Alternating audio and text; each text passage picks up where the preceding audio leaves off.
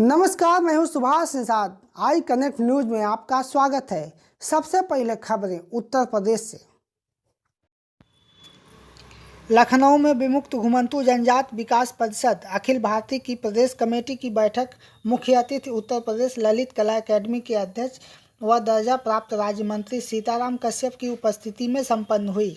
बैठक के दौरान घुमंतू समाज की राजनीतिक सामाजिक उत्थान पर चर्चा करते हुए विमुक्त घुमंतू जनजाति विकास परिषद के प्रदेश अध्यक्ष रमेश चंद्र लोधी सहित प्रदेश कार्यवाह अध्यक्ष कैलाश नाथ निषाद, घुमंतू समाज के प्रमुख नेता सादिक अखवी ने भी अपने विचार व्यक्त किए। बोर्ड बनने के पहले भीखूराम इदाते जी आदरणीय हमारे, उनके नेतृत्व में एक कमीशन बनाया गया था, एक सदस्यीय। तो वो कमीशन के द्वारा भारत सरकार को कमीशन की रिपोर्ट सबमिट कर दी गई। उसके उपरांत ही भारत सरकार का बोर्ड गठित हो गया है, काम करने लगा है। वो देश की दो स्टेट है, एक हरियाणा प्रदेश, एक कर्नाटक प्रदेश, जहां पर वहां की सरकारों ने आर्थिक फंड दे के इन जातियों पर विकास कल्याण के लिए काम शुरू कर दिया है। और उत्तर प्रदेश में भी शीघ्र कल्याण बोर्ड का गठन होने वाला है। तो आज लखनऊ में क्या मीटिंग रही और क्या तय किया गया? अब लखनऊ में बैठक आज इस बात की हुई कि जो हमारा संगठन है अखिल भारतीय स्तर पर, हम लोग भविष्य में इसको कैसे मजबूत करें, कैसे अपने अधिकारों को हम लोग हासिल करें, हम लोग अपना आर्थिक, सामाजिक, राजनीतिक और पारिवारिक विकास करें और देश की मुख्य धारा से जुड़कर देश के विकास के लिए कार्य कर सकते हैं।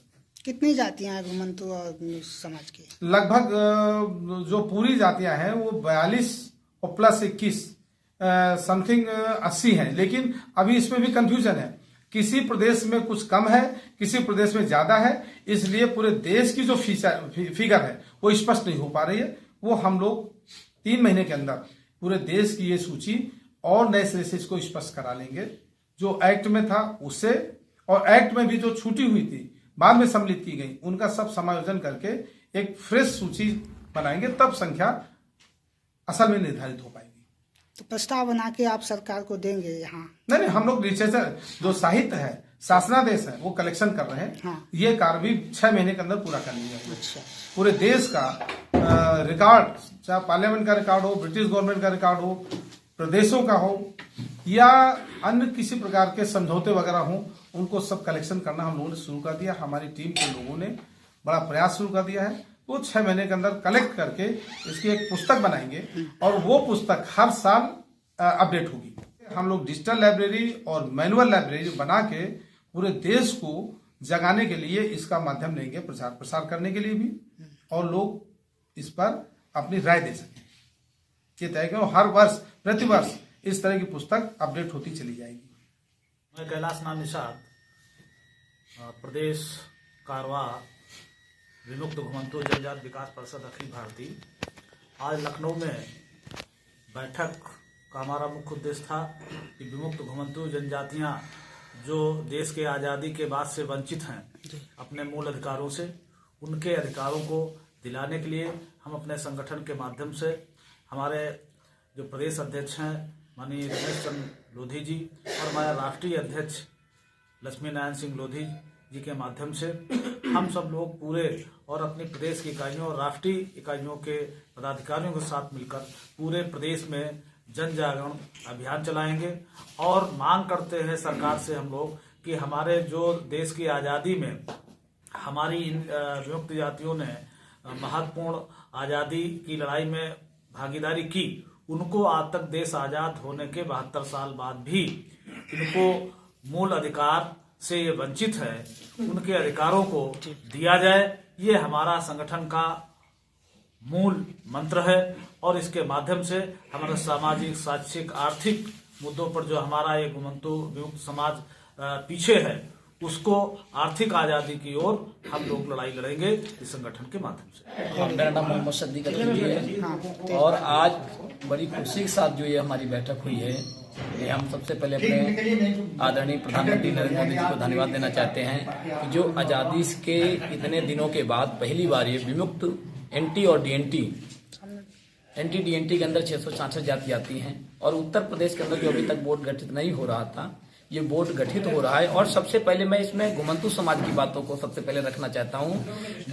जो नट समाज के अंदर 63 ऐसी जातियां होती थी, उनके लिए खुशी की लहर है, उनके लिए खुशी की लहर है। और मैं इस आशा के साथ कहता हूँ कि जो सबका साथ सबका विकास हमारे प्रधानमंत्री नरेंद्र मोदी जी ने कहा था कि सबका साथ सबका विकास, तो आज जाके इन डीएनटी और घुमंतू जातियों को विकास की मुख्य धारा में जोड़ने का जो काम कर रहे हैं, उसके लिए मैं बहुत बहुत धन्यवाद देना चाहता हूं। और मैं एक बार पुनः ये कहना चाहता हूं कि जो हमारे राष्ट्रीय अध्यक्ष लक्ष्मीनारायण सिंह लोधी दादाजी के निर्देश के अनुसार और दादा हिदायती जी के अनुसार जो ये कार्य चल रहा है बहुत ही अच्छी तरह चलेगा। और जो उत्तर प्रदेश के जन कल्याण योजनाएं हैं, हम उससे घुमंतू समाज को उससे जोड़ने का काम करेंगे और भारत सरकार की योजनाओं से जोड़ने का काम करेंगे। बस यही आशा के साथ मैं मोहम्मद शफी ककवी, मैं डीएनटी फेडरेशन से प्रदेश अध्यक्ष होने के नाते और मैं क्रांतिवीर तिरंगा फाउंडेशन का राष्ट्रीय अध्यक्ष भी हूँ और जागते रहो फाउंडेशन के अंदर राष्ट्रीय संगठन होने के नाते मैं इस आशा के साथ कहता हूँ कि मानो मानो एक समान, चाहे हिंदू या मुसलमान। भारत विश्वगुरु था, विश्वगुरु है, विश्वगुरु ही रहेगा। इन्हीं बातों के साथ मैं पुनः एक बार अपने सारे बंधुओं से, और जो आज की कार्यकारिणी बैठक हुई, ये अच्छी बैठक है। सत्य परेशान होता है मगर सत्य कभी पराजित नहीं होता है। तो उसी आशा के साथ हम लोग हमेशा संघर्ष रहें और हमेशा लोगों के मानवता इंसानियत के पाठ पढ़ते रहेंगे। जय हिंद, जय भारत। विमुक्त घुमंतू जनजाति को आरक्षण भी नहीं मिल पा रहा है, जिससे यह समाज आज समाज की मुख्य धारा से नहीं जुड़ पा रहा है। बैठक में उपस्थित अनुसूचित जाति जनजाति आयोग के सदस्य राजेंद्र प्रसाद गौड़ के साथ मछुआरा समाज के प्रमुख नेता चौधरी लौटन राम निषाद ने भी मीडिया से अपनी बात बेबाकी से रखी। I connect news bureau, Lucknow. देखिए, आज उत्तर प्रदेश की विमुक्त घुमंतू और घुमंतू जनजातियों की बैठक लाप्लास बिल्डिंग में रमेश चंद्र निषाद जी की अध्यक्षता में की गई। क्योंकि विमुक्त जनजातियां जो है उत्तर प्रदेश में 11 जातियां जो है विमुक्त जाति की सूची में हैं। 25 जातियां जो हैं मदारी हैं, कलंदर हैं, सपेरा हैं, ब्रिजवासी हैं, कानबेलिया हैं, शिगलीगर हैं। ये घुमंतू जनजातियों में आते हैं। और मल्लाह है, केवट है, लोध है, कहार है, राजभर है, और आपके औंधिया है, घोषी है। ये जातियां जो है विमुक्ति जाति की सूची में आती हैं। विमुक्ति जाति का मतलब होता है वे जातियां जो अस्थायी रूप से निवासरत होती हैं। और घुमंतू जातियों में है कि जो अपनी रोजी रोटी के लिए एक स्थान से दूसरे स्थान को पलायन करती जाती हैं, तो उन्हें विमुक्त घुमंतू जनजातियों का नाम दिया गया है। आज इस मीटिंग में यह मांग उठी कि 1960 से उत्तर प्रदेश की विमुक्त घुमंतू जनजातियों को बजट प्रोजेक्ट की व्यवस्था होती थी एजुकेशन एंड ट्रेनिंग के लिए। लेकिन हम लोगों की यह मांग है कि महाराष्ट्र के पैटर्न पर, जिस तरह महाराष्ट्र में शिक्षा में, सेवा आयोजन में, बजट प्रोविजन में, स्थानीय निर्वाचन में, पंचायतों के चुनाव में हमारे विमुक्त घुमंतू जनजातियों को आरक्षण की व्यवस्था है। महाराष्ट्र सरकार जो है 11.5% जो है नौकरियों में प्रतिनिधित्व के लिए भी आरक्षण की व्यवस्था करती है। लेकिन उत्तर प्रदेश में पहले 1960 से लेकर के 2015 तक विमुक्त जनजातियों को शिक्षा में अनुसूचित जनजाति की तरह आरक्षण का लाभ दिया जाता था। लेकिन दुर्भाग्य की बात है कि 2015 के बाद एक नियमावली जारी कर दी गई कि जो जातियां ओबीसी की सूची में शामिल हैं उन्हें, और विमुक्ति जाति की, तो उन्हें विमुक्ति जातियों का अलग से आरक्षण का लाभ नहीं दिया जाएगा, उन्हें पिछड़े वर्ग का लाभ दिया जाएगा। और जो विमुक्ति जातियां, घुमंतू जनजातियां अनुसूचित जाति की सूची में है, उन्हें अनुसूचित जाति का लाभ दिया जाएगा, विमुक्ति जाति का नहीं।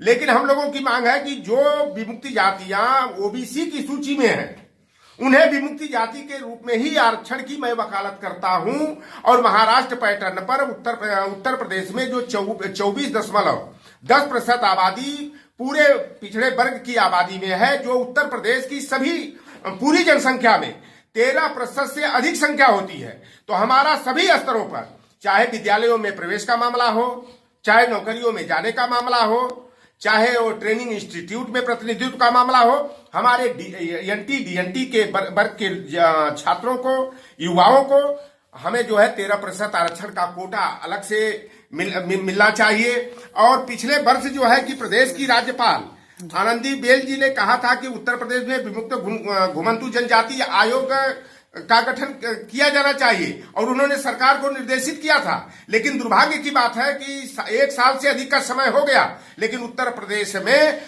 उत्तर प्रदेश अनुसूचित जाति आयोग, उत्तर प्रदेश अनुसूचित जनजाति आयोग की तरह उत्तर प्रदेश विमुक्त घुमंतु जनजाति आयोग का गठन नहीं हुआ है। मैं उत्तर प्रदेश सरकार से यह मांग करता हूं कि उत्तर प्रदेश विमुक्त घुमंतु जनजाति आयोग का भी गठन संवैधानिक तरीके से होना चाहिए और एनटी-डीएनटी वेलफेयर बोर्ड का भी गठन हो। हर साल मैं देख रहा हूं 2015 में जो है विमुक्त जातियों को आरक्षण के लाभ से वंचित किया गया, लेकिन हर वर्ष तो है 280 करोड़ 220 करोड़ का बजट आता है विमुक्त जातियों के कल्याण के लिए, लेकिन विमुक्त जातियों को एक अधेला का लाभ भी नहीं मिलता है। मैं सरकार से यह जानना चाहता हूं कि उत्तर प्रदेश के प्रशासन से जानना चाहता हूं कि जो केंद्र सरकार के द्वारा जो बजट प्रोविजन की व्यवस्था एनटी-डीएनटी के वेलफेयर के लिए, एजुकेशन के लिए, ट्रेनिंग के लिए आता है, आखिर वह हमारा पैसा, हमारे हक हिस्से का पैसा कहां जाता है। मेरी उत्तर प्रदेश सरकार से यह मांग है, जैसे लोधी जाति को 2 जिले में विमुक्त जनजाति माना गया, 13 जिले में मल्लाह को माना गया है, 3 जिले में केवट को माना गया है, 9 जिले में जो है कहार को माना गया है, भर को पूरे उत्तर प्रदेश में माना गया है, 15-16 जिले में जो है कि बंजारा और नायक को विमुक्त जाति की मान्यता दी गई है। मेरी सरकार से यह मांग है कि क्षेत्रीय विषमता दूर करके पूरे उत्तर प्रदेश में मल्लाह को, केवट को, कहार को, लोध को, बंजारा को, नायक को, सिगलीकर को हो चाहे पत्थर कट हो, इन जातियों को जो है कि एक सूची बना करके पूरे प्रदेश में क्षेत्रीय विषमता को खत्म करते हुए विमुक्त जनजाति के आरक्षण का लाभ सभी स्तरों पर मिलना चाहिए। और हाईकोर्ट का भी यह निर्णय हुआ था कि जो विमुक्त और घुमंतु जनजातियां हैं उन्हें एसटी ट्रीट किया जाना चाहिए और हमारे लोगों को 5% चाहे मेडिकल कॉलेजेज में, यूनिवर्सिटीज में, ट्रेनिंग सेंटरों में प्रवेश के लिए हमें 5% का आरक्षण जस्ट लाइक एसटी की तरह दिया जाता था। हमारी पुनः मांग है कि हम विमुक्ति जाति नहीं हैं, हम घुमंतु जाति नहीं हैं, हम जो है नोमैडिक ट्राइब्स हैं, हम डिनोटिफाइड ट्राइब्स हैं, हम सेमी डिनोटिफाइड ट्राइब्स हैं। तो जब हम ट्राइब्स की योजनाओं का लाभ मिलना चाहिए और हम लोगों ने आज जो ये बैठक हुई है, हम लोग सरकार के सामने प्रत्यावेदन रखेंगे, सरकार से अपील करेंगे कि जो 1960 से हमारे विमुक्त घुमंतु जनजातियों को केवल शिक्षा में आरक्षण मिलता था, छात्रवृत्ति में आरक्षण मिलता था, इसे नौकरियों में प्रतिनिधित्व के लिए, पंचायतों में प्रतिनिधित्व के लिए भी हमें आरक्षण का लाभ मिलना चाहिए और सारी व्यवस्था जो है एससी और एसटी की तरह जो व्यवस्थाएं हैं वह एनटी-डीएनटी के लिए भी लागू की जानी